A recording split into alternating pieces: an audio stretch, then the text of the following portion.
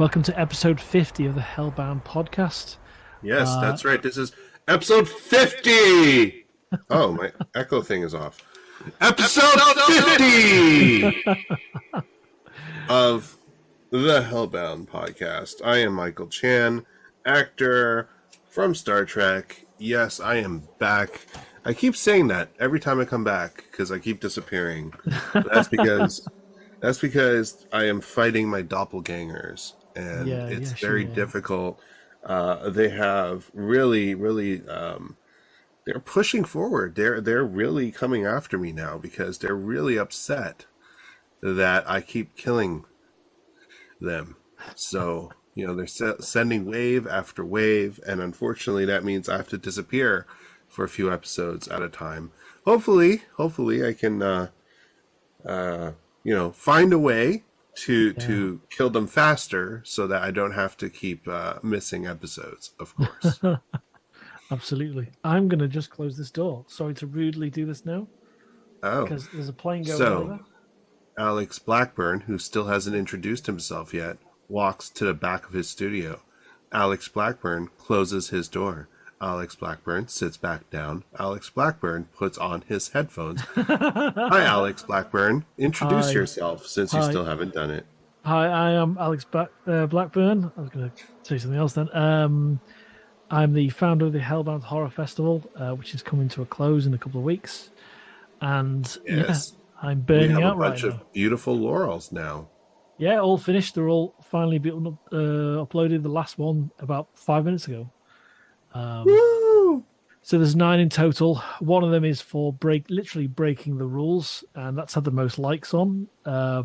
It's an award for some people that ignore the rules, literally ignore the rules of the festival. There are so many people who do that.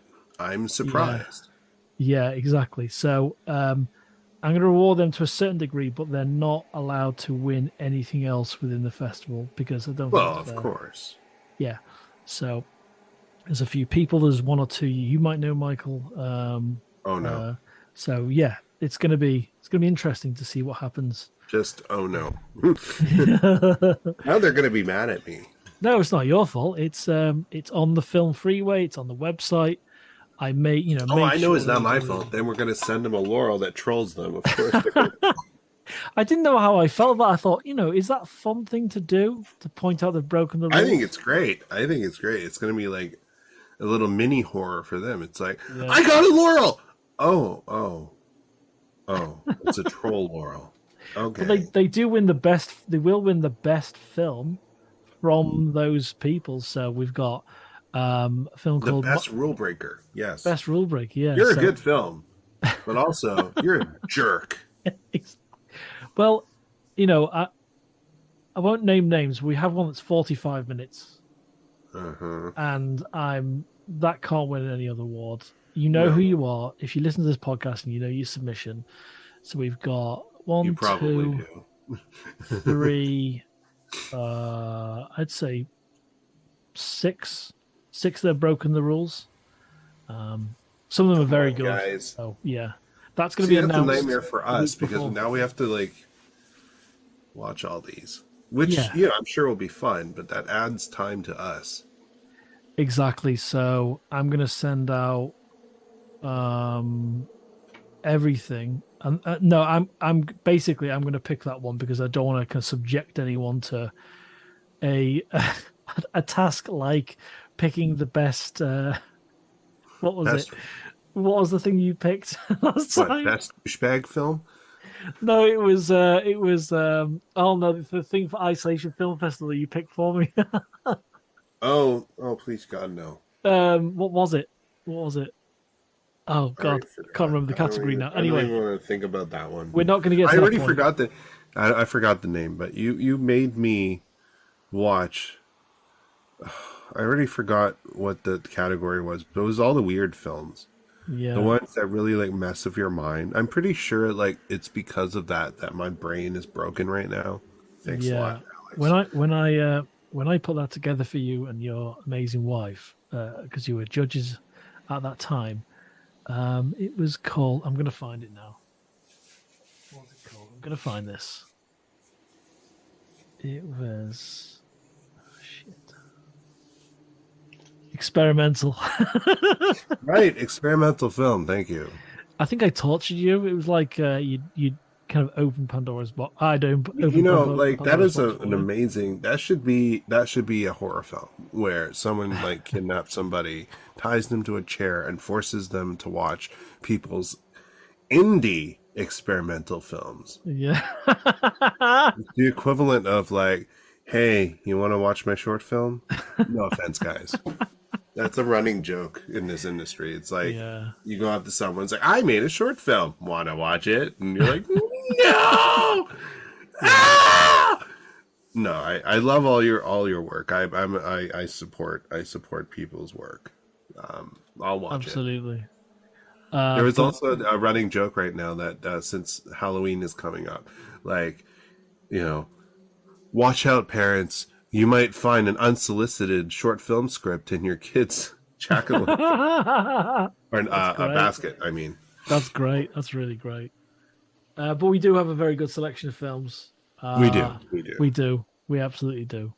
And one or two that are, I'm not going to say, but one or two that are excellent, brilliantly produced. And that's the reason for the awards. There are going to be some films, I think, just predicting, that will be nominated for at least one or two awards, if not more. So we'll see what happens with that. I want to talk about, for episode 50, I'm going to bring up a Nicolas Cage film. Have you heard of the film Pay the Ghost? Nope, absolutely not. I know he's starring as Dracula in an upcoming comedy, but I don't know about this film you're talking about. So I was just looking up, films to watch, and Pay the Ghost came up, and it has a 10% on Rotten Tomatoes. That's super low. That is, yes. So I'm going to read the synopsis. Mike Cole's life is torn apart when his son is abducted during a Halloween parade. Desperate to bring him home again, Mike must risk everything to unravel a terrifying supernatural mystery. And it also stars Sarah Wayne Callies, who you might know as... I know that name. Laurie, from The Walking Dead. Right, yes, absolutely. Pay the Ghost. Oh my god. Look at that standard poster. It's like so okay. My god. So poor Sarah Callies here. She had already started doing The Walking Dead. Okay, she was already Laurie Grimes in The Walking Dead. Yes. But she booked this part. Can you imagine? You are this actress who just got this big TV role, and now you're told you are going to be starring alongside Nicolas freaking Cage in a horror movie.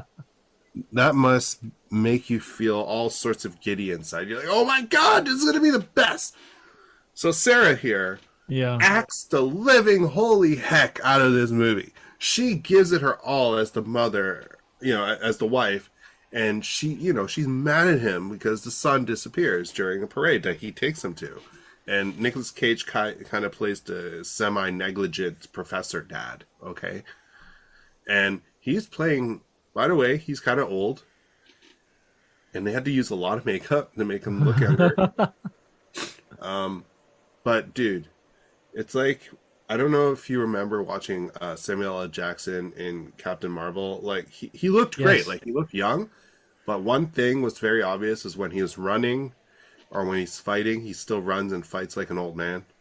Yeah. Nicolas Cage runs like an old man in this movie.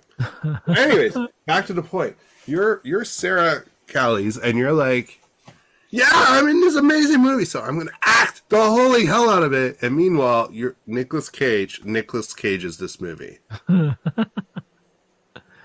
His emotional, just, I don't want to say range, but he just bounces off the walls. It's like suddenly he's like really serious, and he's like really grounded, and the next thing you know, he's like freaking out. There are some stuff that like makes no sense in this film. Yeah. I mean, it's not as bad. Okay, I'll admit it's not as bad as 10%. I think the critics don't like films like this. They don't. No. So the 10% was unusually harsh, but I would still give it a 30%. Like, it's bad. But it's not, and this is weird. I did not hate it, despite giving it a 3 out of 10. Okay. I didn't hate it. I actually found myself going, yeah, I kind of want to know what happened. And then you kind of like, is it a good payoff? Yes and no. Let's just say it was an interesting. What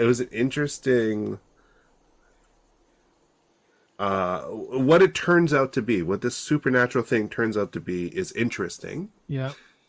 But then you get to the end, and just the execution of it was kind of hokey. Right. Like C-list movie. What's the chemistry like between the two leads? None. Nicolas Cage was in his own world. Yeah. Sarah Callies was, like I said, doing everything she possibly could. You poor actor. Like, no offense to Nick Cage. Nick Cage is being Nick Cage. You understand? Yeah. Like, I don't even think he thinks his acting is bad. But like, it's just the tonal difference between the two is just hilarious. Just, you can tell one of them is really trying. Yeah. Yeah, because she'd have been, what year did she start on Walking 2010. Dead? So she's I would assume this is filmed in 2014 for a 2015 so release. She's really kind of neck deep. 4 years in. Dead, yeah. And she was in it for at least 4 seasons, so... I don't know if she died yet. Sorry, guys, for spoilers, but she's dead. Well, when a show's on 11 seasons or whatever it is... Dude, most of the characters are dead, so there you go. Yeah, oh my God, yeah. But seriously, guys, like, I think you should watch it. Just... it's a Nicolas Cage movie, guys. You guys have to watch it. It's ridiculous. It's not as ridiculous as some other Nicolas Cage movies. Yeah, but it's Nicolas Cagey enough. Like I said, I did kind of want to see what happened to his son. I really did. I really was interested. There's some interesting history. I guess it's like a horror national treasure. Was that now you've said that to me? Now you said that to me, Mike. I really want to see it. Yeah. I really dig. It's cheesy. It's so cheesy. National Treasure 1 and 2. Book of Secrets being the sequel. But I love National Treasure. I love it. That's what I'm just saying. I'm saying, like, I mean, don't expect that level of good. Cheese. Decent cheese. A brie. I'm just saying, go watch Pay the Ghost. I do actually recommend it. Okay. For a 3 out of 10. 3 out of 10 movie, I do recommend it. Just for the Nicolas. Hey, if you're guys, audience, if you guys are not in the mood for something bad but good, don't watch it. Because he plays Professor, right? So, with what he kind of teaches or what his background is, does it tie into the story at all? In a way. Okay. I kind of want to. I'm definitely going to watch. All I'll say is in a way. Freevee in the UK. So, for UK fans, if you want to check it out, it's on Freevee. Just watch it. You guys will see what I mean. Oh my God. But yes, that is what I subjected my wife to. Thank God she didn't hate it. What did she think? I'm just saying, thank God she didn't hate it, but I think I enjoyed it more than her. Yeah. Just because of the way I am. I like terrible movies. Well, does it instantly get 1 star because it has Nicolas Cage in? Well, yes, exactly. And then 2 stars for everything else. Okay, well, 1 star for Sarah Callies trying her darndest. Yeah. And then 1 star for the rest of the movie. There you go. Oh, okay. Also, prepare for a child actor who just basically wasn't even trying. Oh God! Normally, they kind of they do very, very well because they're cast well. But I don't know what was wrong with this kid, but I think they told him to be mesmerized, so he spent the entire movie just his acting was like one line, and it's just no energy. I don't know. God. I told you, everyone's tones. It's just like wee. It's all over the place. I'm gonna check that out now because you go from Oscar level acting, Sarah Callies, to Nicolas Cage, to a kid who's not trying, to there's another professor. Anyways, just watch it. Well, that sounds very good. Very good for the reasons I want to watch it. But the Metascore is 23. I guess that's out of 100. Yeah. No. Everywhere you go, it's going to be bad. Oh my god. Yeah. On it's got 5.19 IMDb. 18,000 reviews. Okay, so some people like it better. Yeah. And then before you talk about whatever film absolutely. show, I started watching The Midnight Club, which is Mike Flanagan's new show on Netflix. That's a bit different for him, isn't it? It is. It's about a girl who has a bright future ahead of her, but then finds out she has thyroid cancer and it's terminal. And so she's like, since I am terminal, she wants to beat it still in a way, and finds like this hospice where someone has survived their cancer. Yeah. In the past. So she ends up moving there, and there's like a bunch of other people with different diseases and whatnot, and and then there's something supernatural going on. That's as far as I want to take this. I don't want to say much more, but it is a very good show. Also, Mike Flanagan doesn't really do jump scares, but holy crap, this one has jump scares. I think he's probably doing it on purpose. Yeah. Since everyone's like, this guy doesn't do jump scares. So now it's like jump scares a lot. That's based on, is it young adult novels or something? Is it? Right, by Christopher Pike. Yes. Yeah. So I'm quite intrigued by that because I do really like what he's done on Netflix. Has been, I think, fantastic. Really. Yeah, just think if you've watched Are You Afraid of the Dark from YTV, and all you Canadians out there, because I used to. Yeah. With the Midnight Society. Has that kind of vibe where the people in the hospice go and meet up at midnight to tell ghost stories, and they actually do have then reenactments of those stories with the actors who are in the hospice. So it's really good. So there is a story going on in the hospice, while also you get like a new story each episode from one of the characters.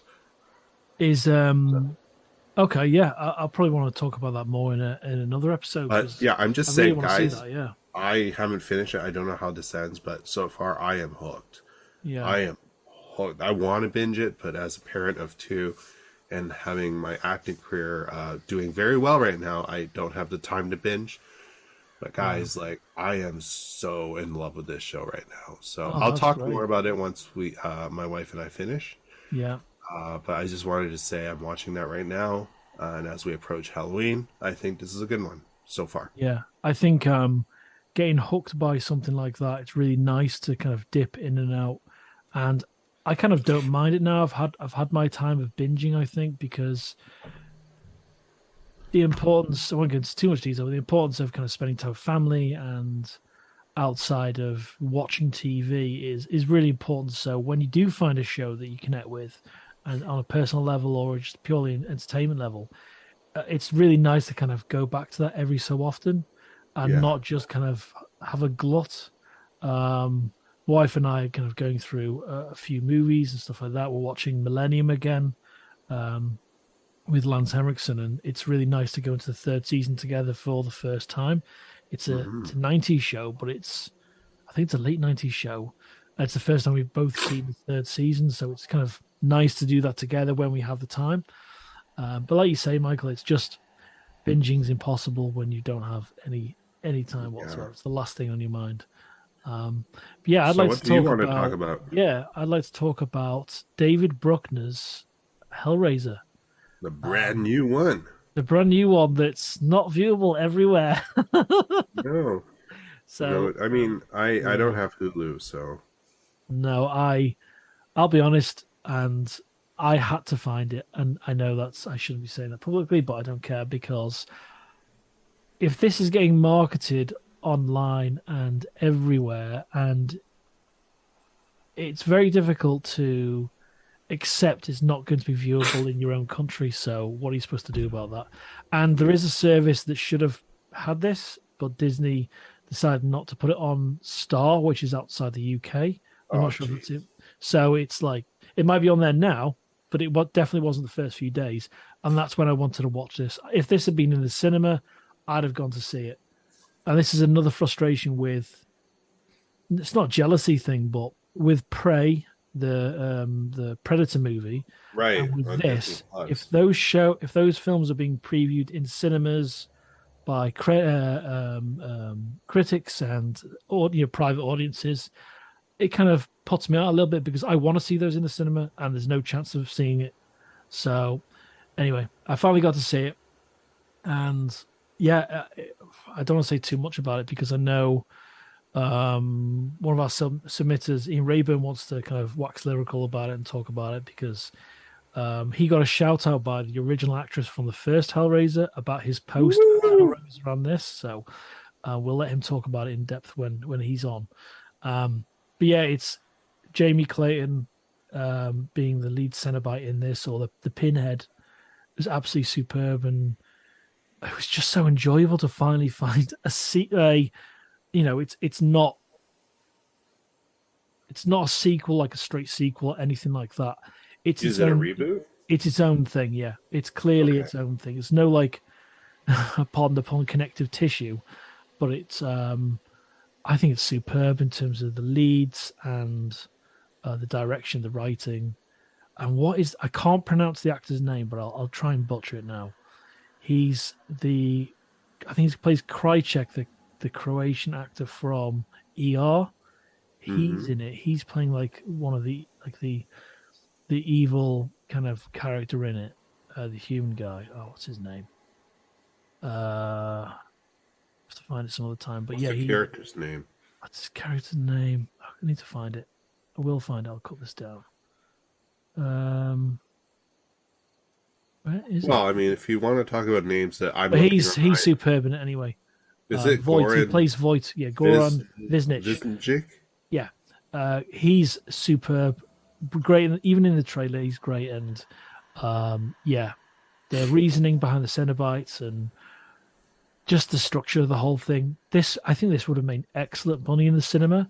And I think that I think Hulu or Disney or whoever owns it, I think it's Searchlight or one of those.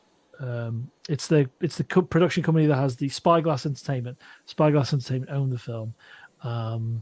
But yeah, it would have done really well because it's excellent. The standard production design's excellent, and yeah, really, really enjoyed this and recommend anyone that enjoys Hellraiser. Don't go in expecting Clive Barker's original, but this takes things from the original Hellbound Heart content in a new direction, and yeah, So Jamie, I've heard yeah, superb. so I've heard a lot of there's been a lot of fighting online. I'm just going to address it really Okay. quick, guys.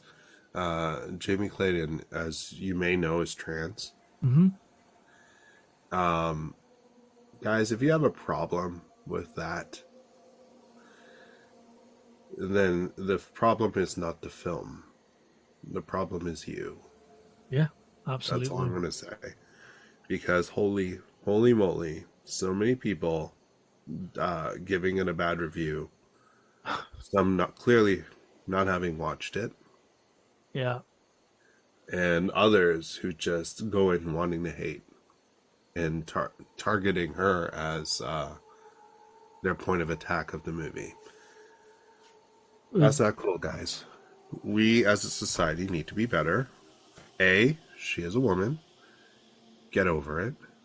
And B,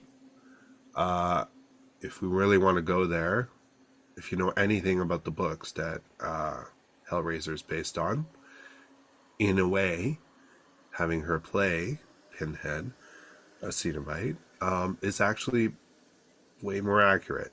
Yeah. So, yeah, haven't watched the film.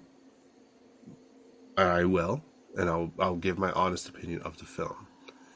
But I'm going to say it again. If your problem is her, then the problem is you. Mm-hmm. I just need to put this out there because I'm tired of reading those types of comments and reviews. Yeah. You couldn't have said it better. I couldn't have said it better myself. The casting is perfect. Absolutely perfect. So, and those of you who are looking at the scores online, ignore them. They're being influenced by certain types of reviews. Yeah. Yeah, So, absolutely. Yeah. Yeah, I would highly recommend it. I would give it a out of 5. I'd say a 4. Just a 4. I'll be watching out of 5. Okay. I'd definitely watch it again. I think David Bruckner's, it just makes it look like the budget is just obviously it's a low budget for this. But I haven't even watched the trailer. Go in fresh. Go in fresh. Yeah, I want to go in fresh. Yeah. I saw pictures and I'm in love with the pictures I saw. Yeah. But yeah, and like the lead Cenobite, Pinhead, amazing. Looks amazing. Yeah. Yeah. Superb. I think we'll leave it there, Michael. We'll leave it there, my friend. It's very good to see you, and good to be back. And I am so excited, guys. Thank you so much for being with us for 50 episodes. It's been an incredible journey so far, and we are not stopping. We are not stopping at 50. So yeah, but we would love your support. So we are on social media, on Instagram at the Hellbound Podcast. That is our social media, our Instagram handle. So find us on there, give us a follow. A lot of fun stuff on there. And hey, if you have any, cosplays or music or makeup stuff or anything you want to have featured on our social media, give us a shout, give us a DM. We're probably going to also renew the cosplay stuff for Hellbound, the festival, I hope. So, yeah. Hey, maybe even get featured on our festival. So, that's the Hellbound Podcast on Instagram. And hey, if you love our podcast and haven't done so already, please subscribe or follow us on your preferred podcast app. And also, if you can, give us a nice little 5-star, 10 out of 10 rating, and maybe even a positive review that helps us get featured on the front page, gets us more listeners, and helps us grow. So thank you again for being with us for 50 episodes. Harness the darkness. Harness darkness.